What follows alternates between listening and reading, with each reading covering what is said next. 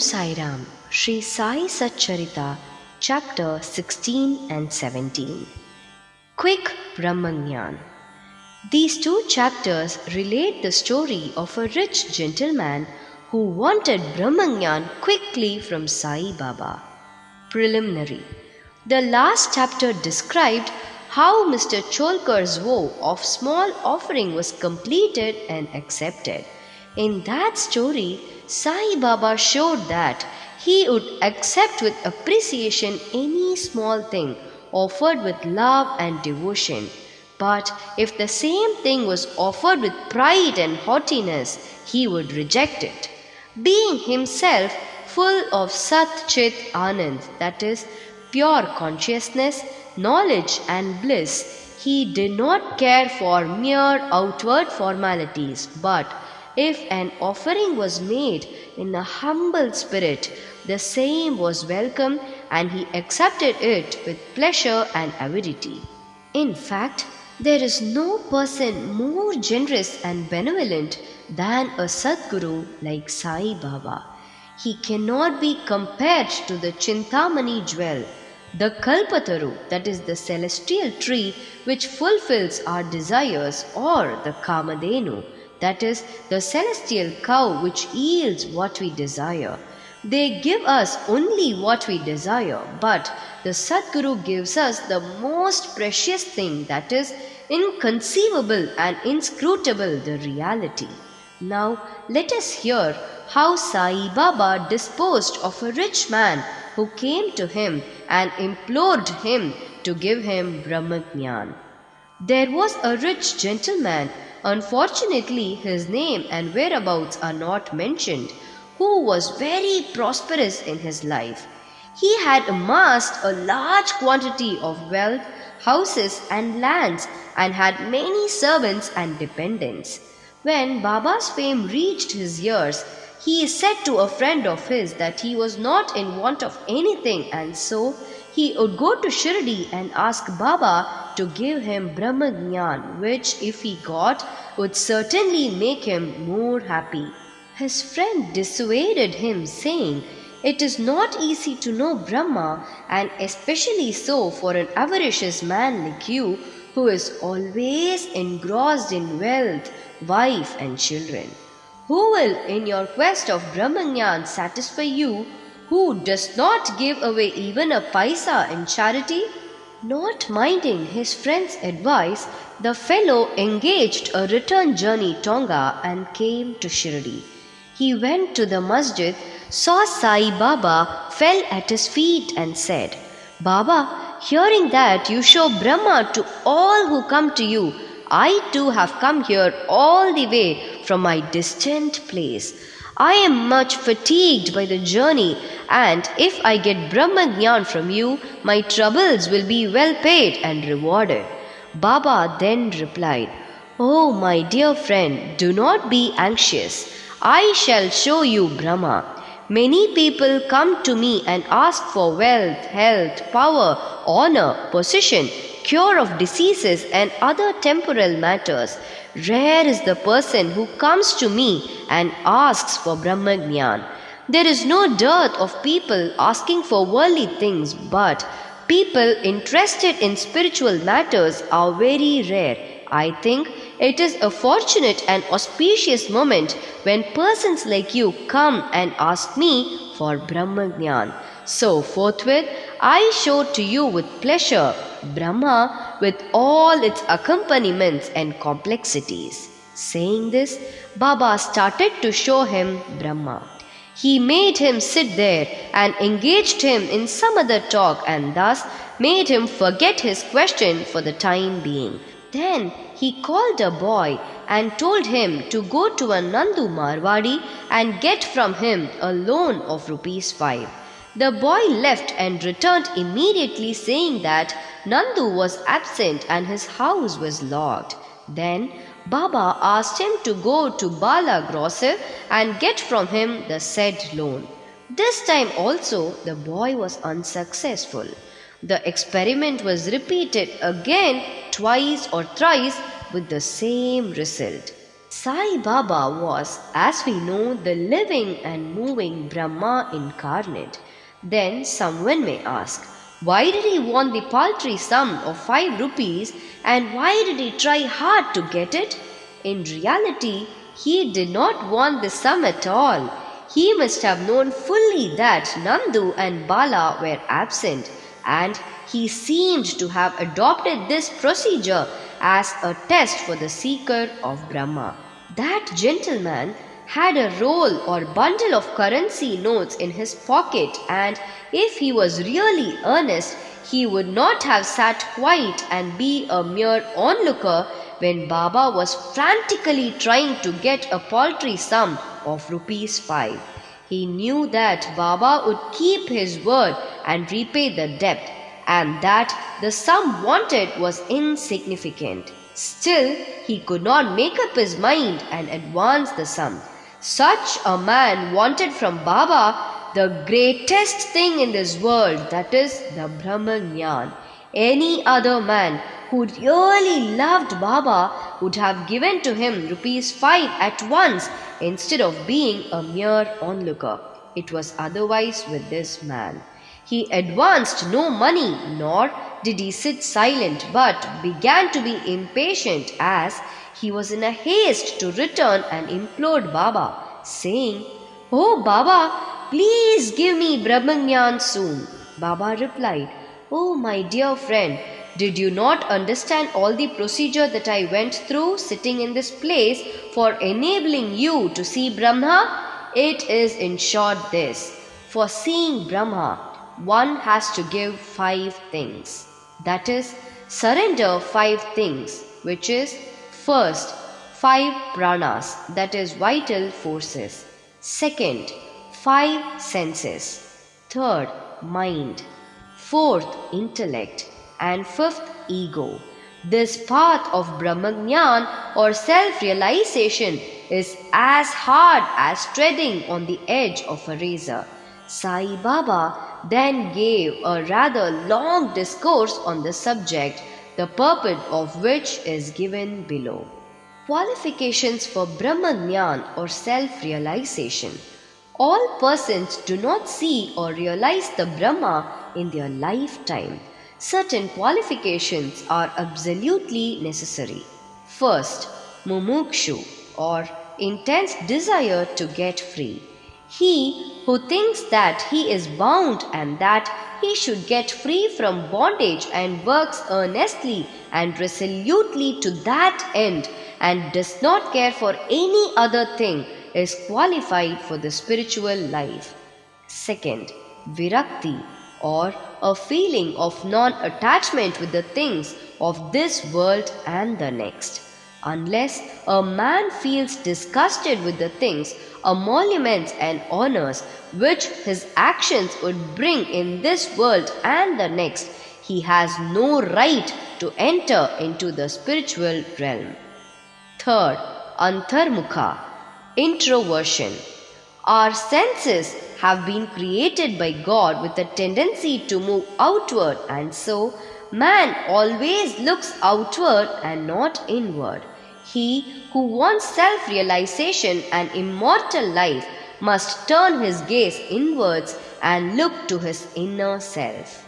Fourth, catharsis, that is, eliminating all base ideas and emotions. Unless a man has turned away from wickedness and stopped from doing wrong and has entirely composed himself, and unless his mind is at rest, he cannot gain self-realization even by means of knowledge. Fifth, right conduct. Unless a man leads a life of truth, penance and insight, a life of celibacy, he cannot get God realization. 6. Preferring Shreyas, that is the good, to Preyas, that is the pleasant. There are 2 sorts of things, that is the good and the pleasant. The former deals with spiritual affairs and the latter with mundane matters. Both these are open to man for acceptance. He has to think and choose one of them. The wise man prefers the good to the pleasant, but the unwise, through greed and attachment, chooses the pleasant. 7th, control of the mind and the senses. The body is the chariot and the self is its master. Intellect is the charioteer and the mind is the reins. The senses are the horses and sense objects are their paths. He who has no understanding and whose mind is unrestrained has his senses unmanageable, like the stray horse of a charioteer does not reach his destination, that is to get self-realization, but goes through the round of births and deaths.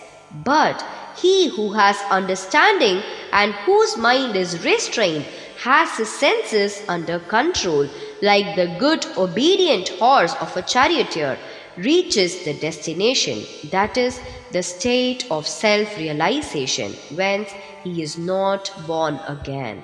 The man who has understanding as his charioteer, that is guide, and is able to rein his mind, reaches the end of the journey, which is the supreme abode of the all-pervading Vishnu, that is Lord.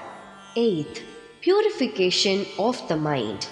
Unless a man discharges satisfactorily and disinterestedly the duties of his station in life, his mind will not be purified, and unless his mind is purified, he cannot get self-realization. It is only in the purified mind that vivek, that is, disattachment to the unreal, crop up and lead on to self-realization. Unless egoism is dropped, avarice got rid of, and the mind made desireless, that is pure, self-realization is not possible. The idea that I am the body is a great delusion, and attachment to this idea is the cause of bondage.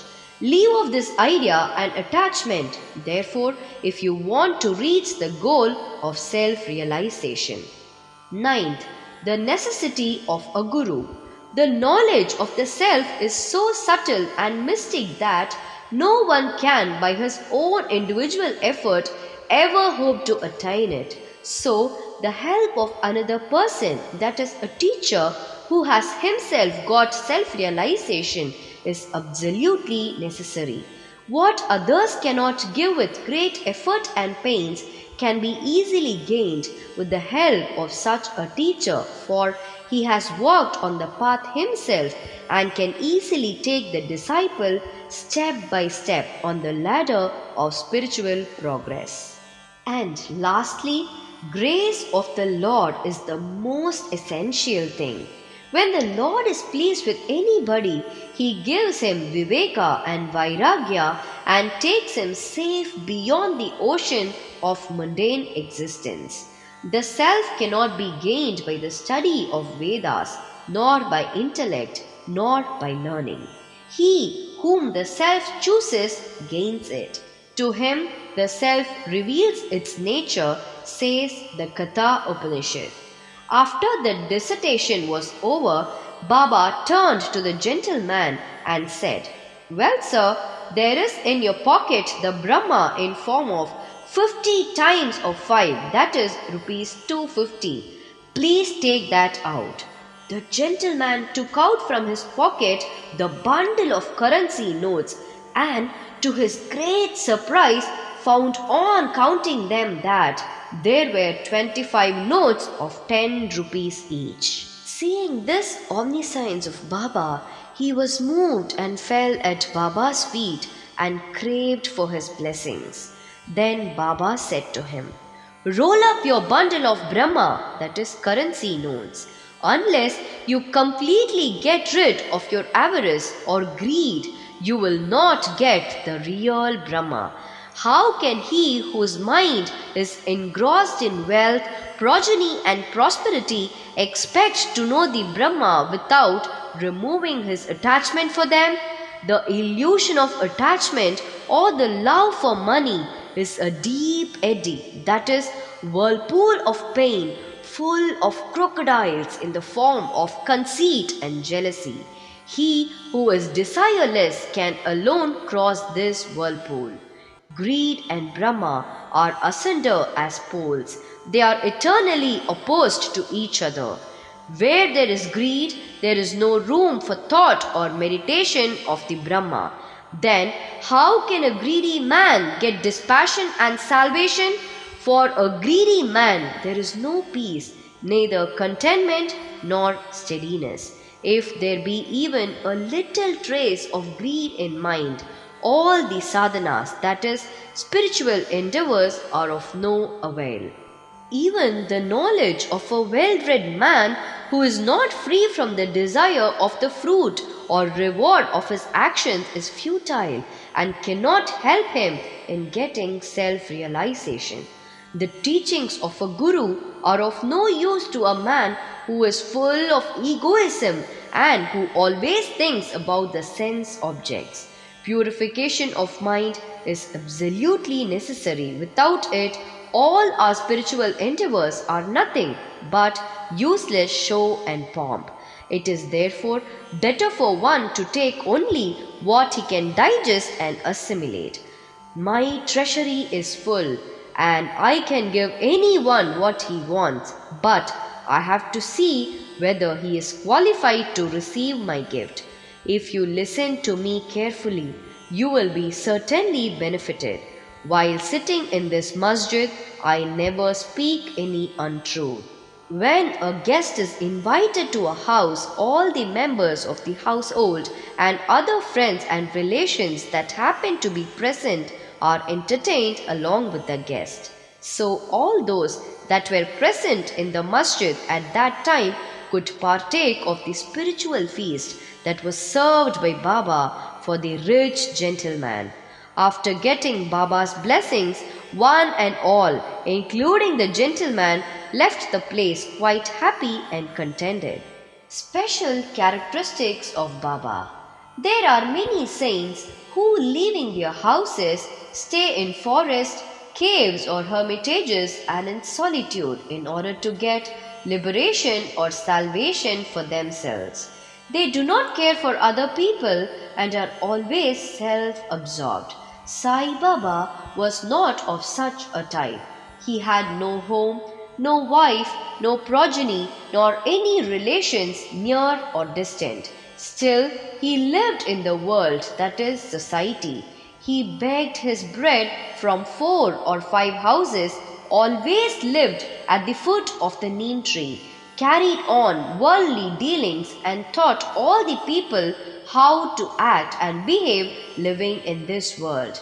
Rare are the sadhus and saints who, after attaining God vision, strive for the welfare of the people. Sai Baba was the foremost of these, and therefore says Hemadpant, "Blessed is the country, blessed is the family, and blessed are the chaste parents where this extraordinary, transcendent, precious and pure jewel Sai Baba was born. Bhor to Shri Sai. Peace be to all. Om Sai Ram."